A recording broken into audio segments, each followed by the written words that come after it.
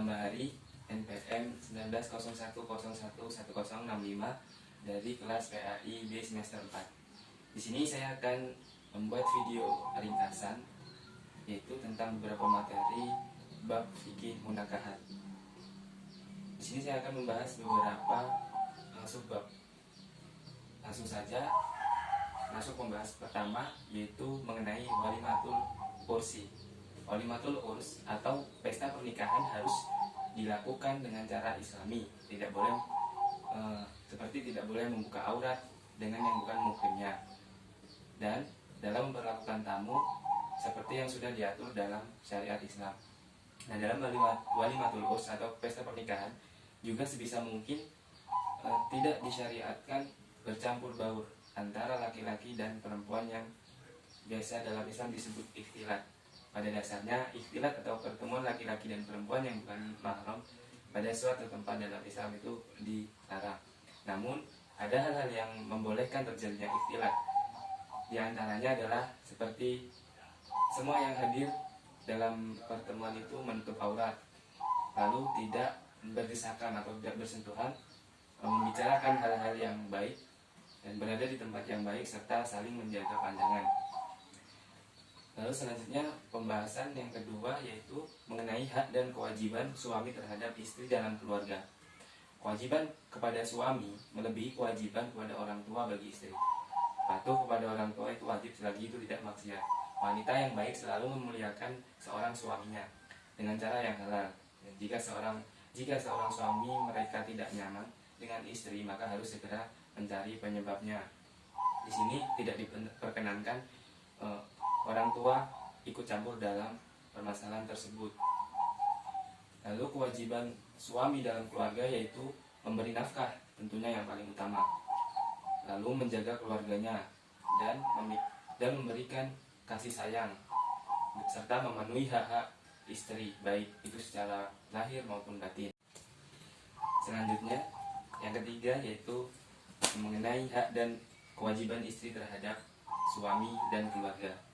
Kewajiban istri kepada suami tujuannya untuk menyempurnakan ibadahnya dan untuk menyempurnakan cintanya merupakan suatu kepatuhan kepada suami. Allah murka kepada orang yang tidak patuh kepada suaminya. Seorang istri hendaknya patuh kepada suami. Melayani seorang suami merupakan suatu keindahan ataupun kewajiban seorang istri. Apabila seorang istri menolak, maka ia akan dikutuk, terkecuali uzur, sakit, dan lainnya. Lalu pembahasan keempat yaitu mengenai nafkah, kiswah, dan tempat tinggal bersama. Jadi nafkah suami kepada istri itu hukumnya wajib. Takaran nafkah itu 2 mud, namun boleh dan dianjurkan untuk dilebihkan. Akan tetapi meskipun boleh dilebihkan, seorang istri tidak boleh menuntut suami untuk selalu memberikan nafkah yang lebih. Suami memberi nafkah tidak hanya cukup, namun bisa lebih jika ada. Dan seorang istri tidak boleh menuntut dari pemberian nafkah tersebut karena sudah diberi nafkah oleh suaminya. Dan dalam bahasa fikih ada tuntut menuntut jika suami pelit. Jika suami pelit dan tidak mau memberi nafkah, maka hakim turun dan mahkamah turun tangan untuk memaksa suami memberi nafkah kepada istrinya. Jika tidak mau, maka hanya ada 2 pilihan, yaitu mengeluarkan nafkah atau menceraikan istri. Selanjutnya pembahasan kelima yaitu mengenai kedudukan harta dalam pernikahan. Harta orang tua yang berpindah kepada anak itu bisa menjadi 3 kriteria. Yang pertama, jika orang tua masih hidup, maka harta tersebut dinamakan hibah.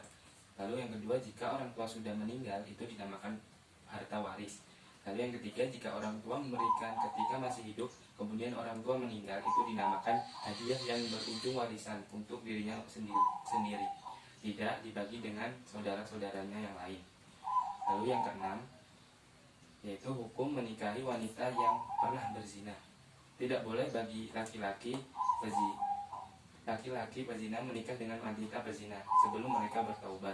Berdasarkan firman Allah Subhanahu wa taala, laki-laki yang berzina tidak mengawini melainkan perempuan yang berzina atau perempuan yang musyrik, dan perempuan yang berzina tidak dikawini melainkan oleh laki-laki yang berzina atau laki-laki musyrik. Dan yang demikian itu diharamkan atas orang-orang yang mukmin. Quran Surat An-Nur ayat 3. Kalangan ulama mazhab Hambali berpendapat bahwa Pernikahan wanita pezina yang belum bertobat tidak sah. Mereka tidak menjadikan tobatnya pezina laki-laki sebagai syarat sahnya pernikahan. Kemudian terakhir yang ketujuh yaitu mengenai perjanjian perkawinan.